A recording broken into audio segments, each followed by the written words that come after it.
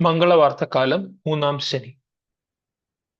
ഒന്നാം വായന പൗലോസ് ശ്ലീഹ ഗലാത്യക്കാർക്കെഴുതിയ ലേഖനം 4-ാം അധ്യായം 1-12 മുതൽ 20 വരെയുള്ള വാക്യങ്ങൾ. സഹോദരരെ, ഞാൻ നിങ്ങളോട് അപേക്ഷിക്കുന്നു, നിങ്ങൾ എന്നെപ്പോലെ ആകുവിൻ. ഞാൻ തന്നെയും നിങ്ങളെപ്പോലെയാണല്ലോ. നിങ്ങൾ എന്നോട് യാതൊരു തിന്മയും പ്രവർത്തിച്ചിട്ടില്ല.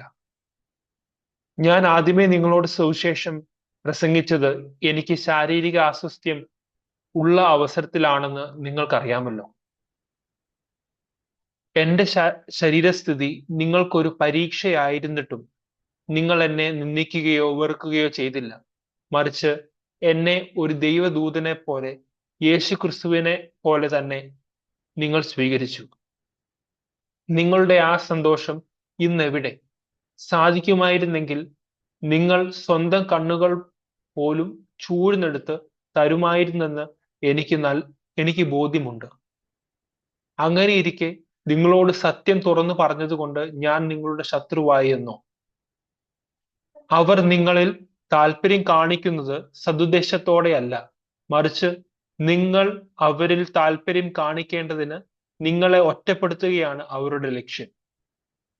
നല്ല കാര്യത്തിൽ താല്പര്യം കാണിക്കുന്നത് ഞാൻ നിങ്ങളോടൊത്ത് ഉണ്ടായിരിക്കുമ്പോൾ മാത്രമല്ല, എല്ലായ്പ്പോഴും നല്ലത് തന്നെ.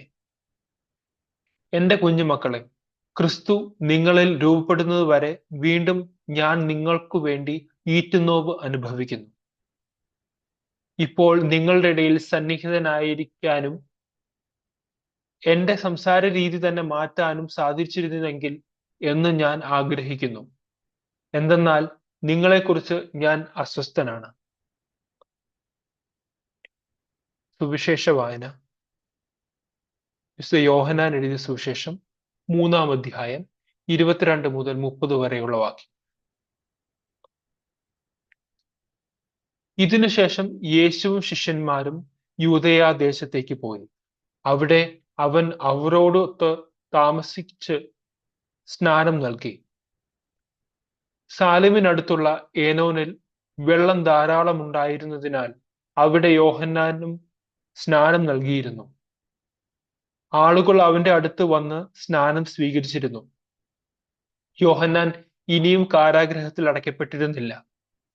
അവന്റെ ശിഷ്യന്മാരും ഒരു യഹൂദനും തമ്മിൽ ശുദ്ധീകരണത്തെപ്പറ്റി തർക്കമുണ്ടായി. അവർ യോഹന്നാനെ സമീപിച്ച് പറഞ്ഞു, ഗുരു, ജോർദാന്റെ അക്കരെ നിന്നോട് കൂടെ ഉണ്ടായിരുന്നവൻ, നീ ആരെപ്പറ്റി സാക്ഷ്യപ്പെടുത്തിയോ അവൻ ഇതാ ഇവിടെ സ്നാനം നൽകുന്നു. എല്ലാവരും അവന്റെ അടുത്തേക്ക് പോവുകയാണ്. യോഹന്നാൻ പ്രതിവചിച്ചു, സ്വർഗത്തിൽ നിന്ന് നൽകപ്പെടുന്നില്ലെങ്കിൽ ആർക്കും ഒന്നും സ്വീകരിക്കാൻ സാധിക്കുകയില്ല.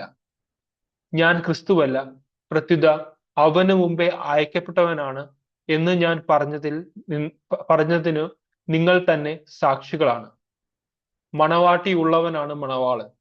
അടുത്തു നിന്ന് മണവാളനെ ശ്രവിക്കുന്ന സ്നേഹിതൻ അവന്റെ സ്വരത്തിൽ വളരെ സന്തോഷിക്കുന്നു.